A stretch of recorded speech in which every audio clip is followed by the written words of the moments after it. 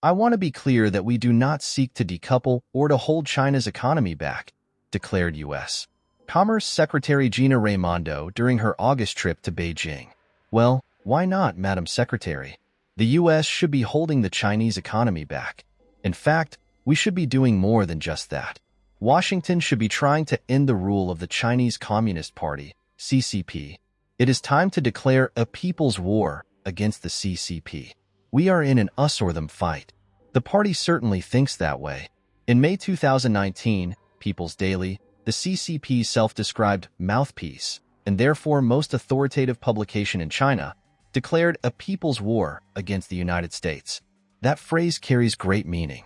As PLA Daily, an official news website of the party's People's Liberation Army, stated in April, a people's war is a total war, and its strategy and tactics require the overall mobilization of political, economic, cultural, diplomatic, military, and other power resources, the integrated use of multiple forms of struggle and combat methods. What exactly are multiple forms of struggle and combat methods? Although it denies doing so, China's regime is conducting unrestricted warfare against America. Unrestricted warfare means total war. The regime's deliberate spread of COVID-19 and support for the Chinese fentanyl gangs, for example, should be viewed in that light. We must remember, in China's tightly controlled public square, the extermination of Americans is a permitted topic, as the explosive comments of prominent academically tell us. Most Americans have chosen not to see the Chinese regime's hatred of America. Those who have noticed are probably perplexed by its overheated rhetoric. Why should Americans be concerned? The party, with strident anti-Americanism, is establishing a justification to strike America. As James Lilly, the great American ambassador to Beijing, said, the Chinese always telegraph their punches. They are now telegraphing punches. They are telegraphing punches when their country is facing severe economic and other problems. For ideological reasons, Xi Jinping is a Maoist at heart.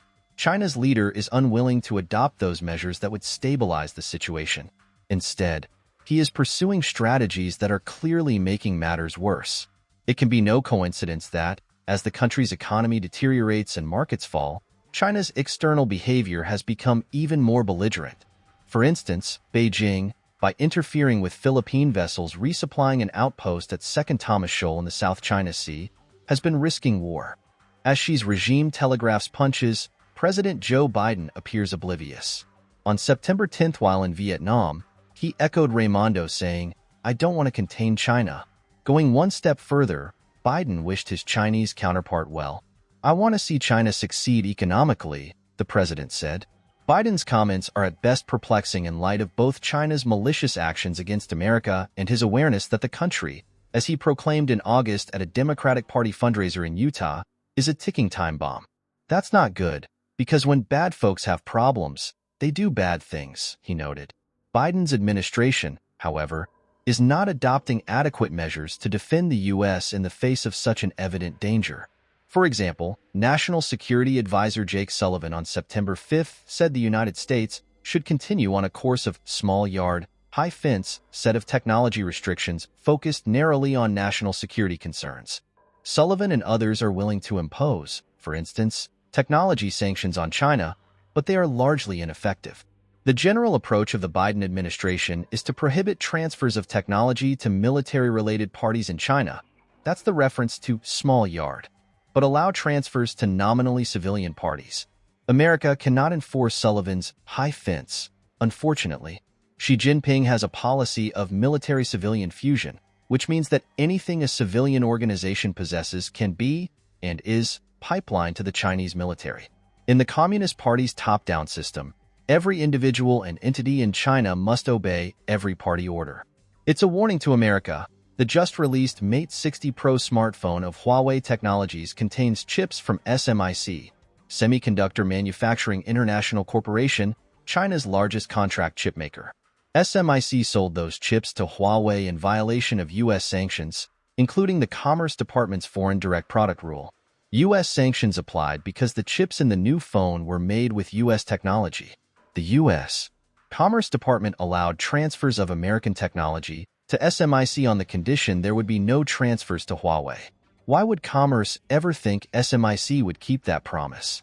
The only realistic solution is to treat all Chinese parties as one and to prevent tech transfers to all of them.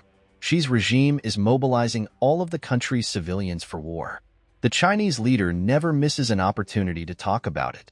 China's regime is clearly planning to wage kinetic war, the type Americans are used to seeing in the movies, on America.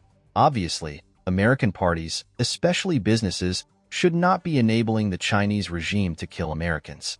This means they should not be engaging in any transaction that can strengthen any part of China. We should think of all of China as military. Americans should take their enemy as it is, not the way they would like it to be. So Secretary Raimondo needs to say that, yes, the United States will take all measures to defend itself from China. And Biden must start telling the world that China is America's enemy. People's Daily in May 2019 issued a commentary titled, "United States, Don't Underestimate China's Ability to Strike Back." The Communist Party in that commentary stated this, "Don't say we didn't warn you." Yes, Americans have been warned. All of China is one military machine. So it is time to declare an American People's War on the Chinese Communist Party.